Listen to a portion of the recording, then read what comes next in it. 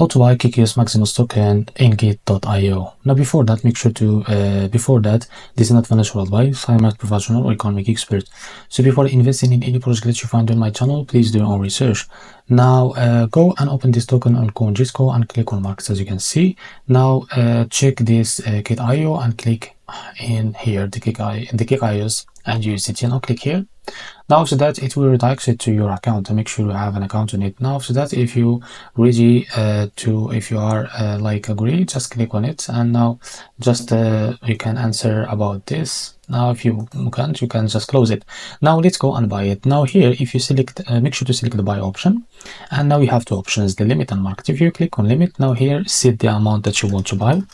As you can see, this is the total of USDT that you will receive. Now after that, click on buy KEKIUS, and as you can see, you will buy it. So make sure to select all to answer about all of this, and you will buy this token. Now if you select the market from here, now you can drag this and select how much of the amount you want to buy with KEKIUS. It's the same. Just click on buy and you will buy this token. So this is how to buy the KEKIUS Maximus on Gate.io. If you found this video helpful, please like and subscribe to the next video.